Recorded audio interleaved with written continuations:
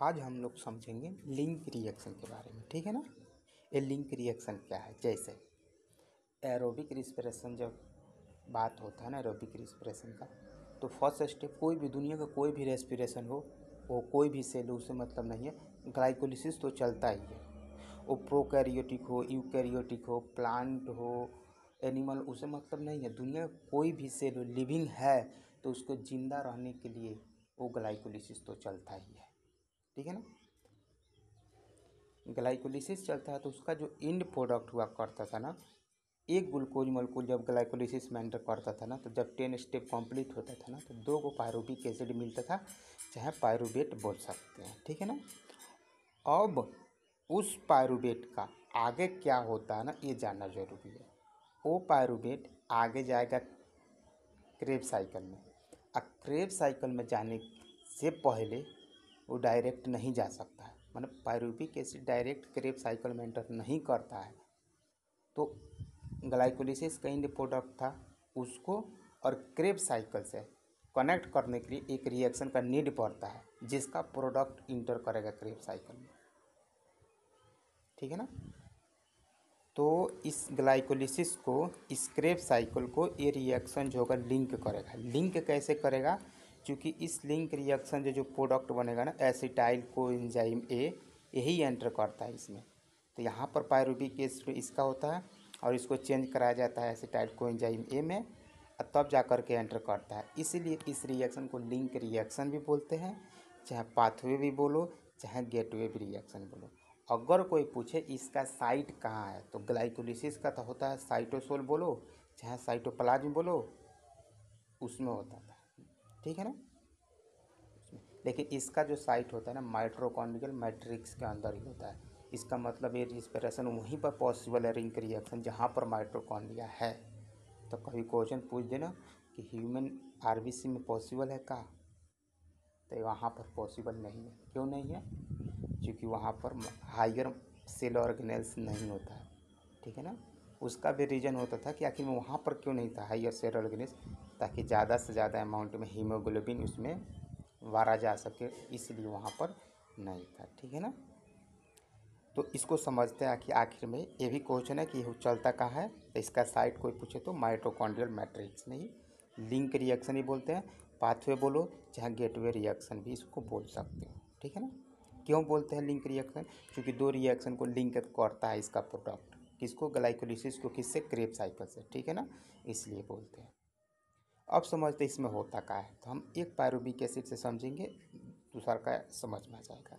जैसे ग्लाइकोलिसिस का and product था पायरुविक एसिड, एक पायरुविक एसिड आया, इससे एक एंजाइम होता है जिसका नाम, जिसको बोल सकते हो ना, पायरुवेट डिहाइड्रोजिनेज कॉम्प्लेक्स। मतलब ये पूरा नाम होता है इसका, पायरुवेट डिहाइड्रोजिनेज कॉम्प्लेक्स। देखो क्या ने, पायरुवेट मतलब पायरुविक एसिड, डिहाइड्रोजिनेज, डिहाइड्रोजिनेज का मतलब ये खुद बोल रहा है कि इस पायरुवेट से हाइड्रोजन निकलवाएगा, मतलब H2 का हाइड्रोजन निकलवाएगा, 2 गो H+ निकलवाएगा। ठीक है ना, 2 रिडॉक्स इक्विवेलेंट बोल, तो यहाँ से निकलवाएगा। तो वो निकलेगा तो कोई तो होगा ना जो उसको एक्सेप्ट करेगा हाइड्रोजन को। हाँ, यहाँ पर होता है Na+, वो हाइड्रोजन को ले लेगा, और जब लेगा तो NaDH2 का फॉर्मेशन हो जाएगा। ठीक है ना। तो इसका नाम था पायरुवेट डिहाइड्रोजिनेज कॉम्प्लेक्स। इसमें एक और प्रॉपर्टीज होता है, ये ऑक्सीडेटिव डिकार्बोक्सिलेशन भी कराता है। ऑक्सीडेटिव बोलने का मतलब ये था ना कि जब पायरुविक एसिड में से 2 हाइड्रोजन निकला ना, तो हाइड्रोजन का रिमूवल को ऑक्सीडेशन ही बोलते हैं। इसका मतलब ऑक्सीडेशन ही हुआ होगा। ठीक है, तो इसलिए ऑक्सीडेटिव। और डिकार्बोक्सिलेशन का मतलब होता है ना CO2 का निकलना, मतलब CO2 का रिमूवल को ही बोलते हैं डिकार्बोक्सिलेशन। आपको पता है ये जो पायरुविक एसिड होता है ना, 3 कार्बन इसमें होता है। तो जब इस 3 कार्बन में से एक CO2 मॉलिक्यूल, मतलब एक कार्बन को एज ए CO2 मॉलिक्यूल निकल जाएगा, तो बचा कितना? जो भी अब कंपाउंड बनेगा वो 2 कार्बन का बनता है, और ये 2 कार्बन का बनने वाला जो कंपाउंड होता है इसका नाम होता है एसिटाइल कोएंजाइम ए। ठीक है ना, ये 2 कार्बन का होता है। ये कितना का था? 3 कार्बन का। ग्लूकोज 6 कार्बन का। समझ में आया? तो इतना बनता है। तो ओवरऑल इसका प्रोडक्ट क्या क्या देखने को मिलता है, पायरुविक एसिड से ये चेंज हो जाता है एसिटाइल कोएंजाइम ए में, एक CO2 मॉलिक्यूल निकल जाएगा और एक NADH2 का फॉर्मेशन होता है। जो कब, जब एक पायरुविक एसिड एंटर करेगा तब। तो ग्लाइकोलिसिस से ओवरऑल होता है तो 2 पायरुविक एसिड होता है, तो ये भी 2 मॉलिक्यूल बनेगा, तो ये भी 2 बन जाएगा, ये भी 2 मॉलिक्यूल, ये भी 2 मॉलिक्यूल बनता है। ठीक है ना। एक बार और इस इंजाइम के बारे में समझते हैं। ये इंजाइम 2 जगह काम में आता है।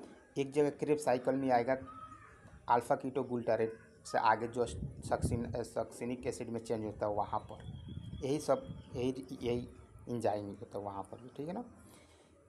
ये इंजाइम का पूरा नाम होता है पायरुवेट डिहाइड्रोजिनेज कॉम्प्लेक्स। ठीक, इसका 2 काम होता है, माने इसका ओवरऑल बोलते 2 फंक्शन होता है। ऑक्सीडेटिव डीकार्बोक्सिलेशन, माने जहाँ पर भी इंजाइम में जाएगा यही काम कराएगा, ऑक्सीडेटिव डीकार्बोक्सिलेशन। ऑक्सीडेटिव का मतलब उसमें से हाइड्रोजन निकलवाएगा, और डीकार्बोक्सिलेशन का मतलब उसमें से CO2 माने कार्बन को रिमूव करेगा एज ए CO2। तो कार्बन को रिमूव कर दिया CO2 में। ऑक्सीडेटिव मतलब हाइड्रोजन निकलवा दिया, वो हाइड्रोजन कहाँ गया, इस Na+ में जा कर के ऐड हो गया और ये NADH2 का फॉर्मेशन हो गया। ठीक है ना।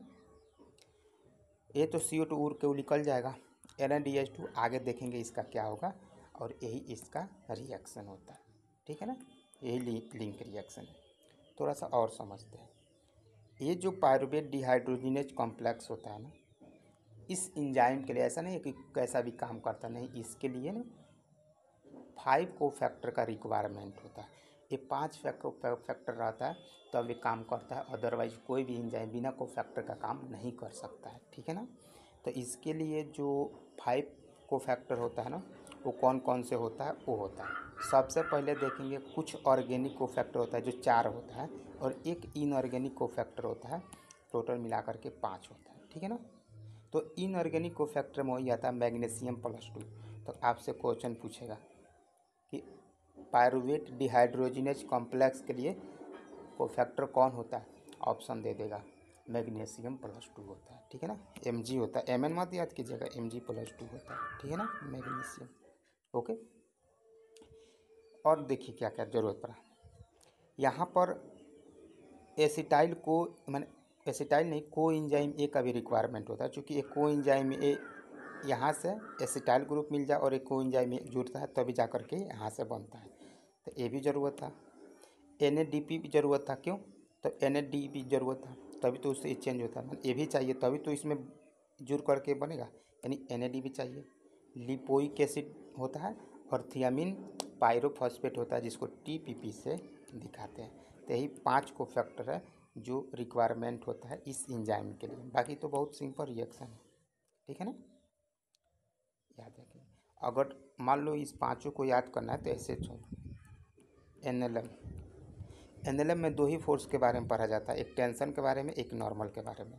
तो N से क्या हो गया NAD, L से क्या हो गया लिपोइक एसिड, M से क्या हो गया मैग्नीज+2, T से क्या हो गया TPP, और बस इतना ही तो था,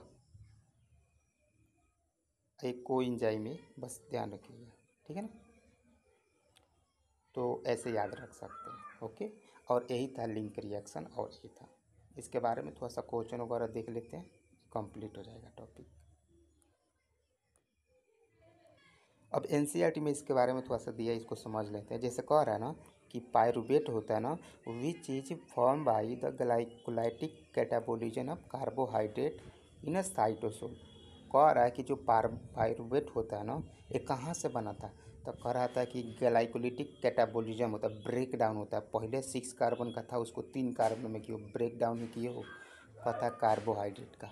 ठीक है ना, कहाँ पर, साइटोसोल में। साइटोसोल बोले तो साइटोप्लाज्म को ही साइटोसोल बोला जाता है, वहाँ पर कहता है ना कि after it inter mitochondrial matrix undergoes oxidative decarboxylation. मतलब कह रहा है कि ग्लाइकोलिसिस के बाद से जो बना था ना पायरुवेट, ये एंटर करता है कहाँ पर, माइटोकॉन्ड्रिया में। किसके, माइटोकॉन्ड्रिया मैट्रिक्स में जाता है, और वहाँ पर जाने के बाद से ऑक्सीडेटिव डीकार्बोक्सिलेशन होता है by a complex set of reaction catalyse by pyruvate dehydrogenase.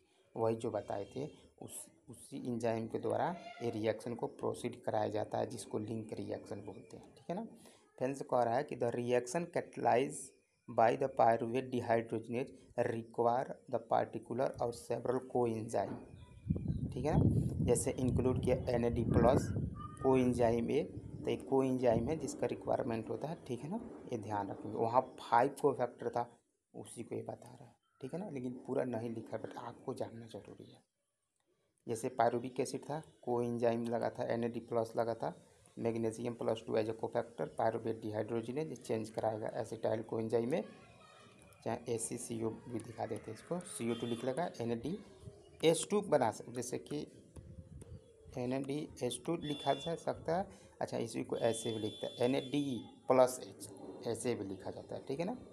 कहता है ड्यूरिंग दिस प्रोसेस, मतलब इस प्रोसेस के द्वारा, मतलब इस प्रोसेस के दौरान 2 molecule of NADH are produced from the metabolism of 2 molecule of pyruvic acid।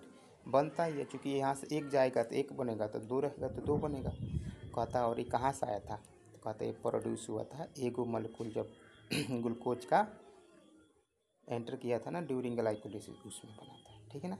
अब इसका क्या होगा, अब यही क्रेब साइकिल में एंटर करेगा, यहाँ पर होगा ऑक्जेलोएस्टिक एसिड, उससे ज्वाइन होगा, तब जा कर के साइकिल चलेगा। ठीक है ना। ये साथ क्वेश्चन देख लेते हैं इसका।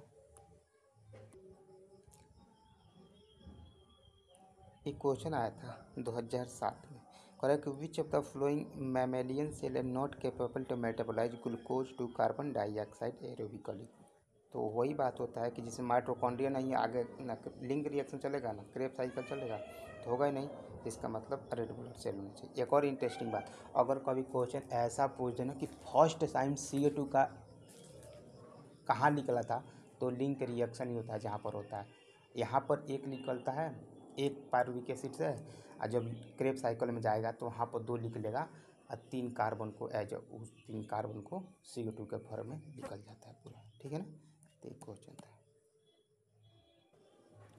एक क्वेश्चन आया था 2020 में, आया था कोविड के टाइम में, कि pyruvate dehydrogenase active during the aerobic respiration require, किसका रिक्वायरमेंट, कौन से को फैक्टर था, मैग्नीशियम ही तो होता है। देखो ये क्वेश्चन पूछा है, NCERT में तो नहीं दिया है, वहाँ पर दिया है, पूछा भी है। एक और क्वेश्चन है कि pyruvate which is form by the glycolytic catabolism of carbohydrate in the cytosol after it inter mitochondrial matrix undergoes. पूरा NCERT का लाइन है और ये स्टेप दे दिया है, तो वहाँ पर होता है ऑक्सीडेटिव डिकार्बोक्सिलेशन, तो आंसर ये जाएगा। ठीक है ना।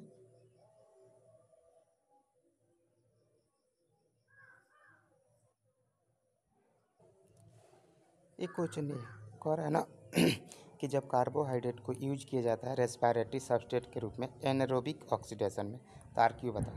तो RQ होता है कि volume of CO2 volume of O2। जब एनारोबिकली है तो CO2 भाई तो लिख लेगा, लेकिन ऑक्सीजन तो होगा नहीं, तो एक वैल्यू 0, तो किस में भी 0 से खींचिएगा तो वैल्यू क्या होता है, इनफाइनाइट हो जाता है। तो इसका आंसर क्या जाएगा, इनफाइनाइट जाएगा। थोड़ा सा RQ वैल्यू को मतलब रिवाइज करा देते हैं। जैसे RQ वैल्यू जो होता था ना, वो क्या होता था, volume of CO2 volume of O2, ये होता था इवॉल्व, ये होता था कंज्यूम।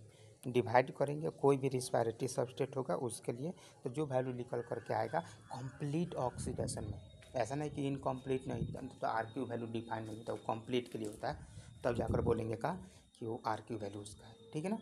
और ये बोलता था कि NCERT में कि ये जो RQ वैल्यू होते हैं ये डिपेंड करता है कि आखिर में रिस्पायरेटरी सबस्टेट है कौन। जैसे हो सकता है कि प्रोटीन हो सकता है कि फैट हो सकता है कार्बोहाइड्रेट। तो जब कार्बोहाइड्रेट लीजिएगा ना, तो जितना ही CO2 लगता है उतना ही ऑक्सीजन लगेगा, तो इसको डिवाइड कीजिएगा तो 1 आ जाएगा। इसका मतलब कार्बोहाइड्रेट के कंडीशन में RQ वैल्यू 1 आता है। अब आता था लिपिड के कंडीशन में, लिपिड हो चाहे प्रोटीन हो, दोनों में 1 से कम आता है। ठीक है ना। लिपिड के कंडीशन में देखिएगा तो एक NCERT में दिया है एज ए एग्जाम्पल के तौर पर ट्राईपाल्मेटिन के लिए C51S98O6 दिया है, इसको ट्राईपाल्मेटिन बोलते हैं। इसको बैलेंस कीजिएगा तो 2 मॉलिक्यूल कंज्यूम होता है, तब जा कर के बनता है। तो उस टाइम जो RQ वैल्यू आता है ना, इसके लिए 0.7 आता है। ठीक है ना। वैसे ही प्रोटीन होता है तो उसके लिए 9 आता है, तो ये भी 1 से कम है, वो भी 1 से कम है। परफेक्ट ध्यान रखना है। ओके। दूसरा का बात कि कोई भी प्रोटीन हो चाहे लिपिड हो एज ए प्योर फॉर्म में रहेगा, मतलब वो पॉलीमर। जैसे कि अगर प्रोटीन है, अगर पूरा एमिनो एसिड ही पूरा जुड़ा है तो कभी डायरेक्ट ऑक्सीडेशन नहीं हो सकता है, पहले इसको ब्रेक डाउन करना पड़ेगा डाइजेस्टिव सिस्टम में, एमिनो एसिड में चेंज होगा, एमिनो एसिड से आगे और भी चेंज होता है कोएंजाइम ए में, अल्फा कीटोग्लूटारेट में, तब जा करके इसका यूज होता है। ठीक है ना। और अलग अलग रिस्पायरेटरी सबस्टेट के लिए अलग अलग RQ वैल्यू आता है, ये बात इंपॉर्टेंट है, ध्यान रखना। ठीक है ना। एक और एक क्वेश्चन है कि after entry of pyruvic acid in mitochondrial matrix which of the following does not takes place, मतलब क्या नहीं होता है माइटोकॉन्ड्रियल मैट्रिक्स में, ओवरऑल लिंक रिएक्शन को कनेक्ट कर रहा है। ठीक है ना। ऑक्सीडेशन होता है, हाँ हाइड्रोजन निकला था ना, ये भी होता है। डीकार्बोक्सिलेशन होता है, ये भी होता है। बोल सकते हो ऑक्सीडेटिव डीकार्बोक्सिलेशन होता है, लेकिन वहाँ पर कोई ATP वगैरह नहीं बनता है, वहाँ पर तो कोएंजाइम ए बनता है, NADH2 बनता है, CO2 निकलता है, ये 3 गो बनता है। ठीक है ना। कोफैक्टर का तौर पर 5 था, क्या कहता, TPP था, कोएंजाइम कोएंजाइम ए था, NAD+ था, Mg+ था,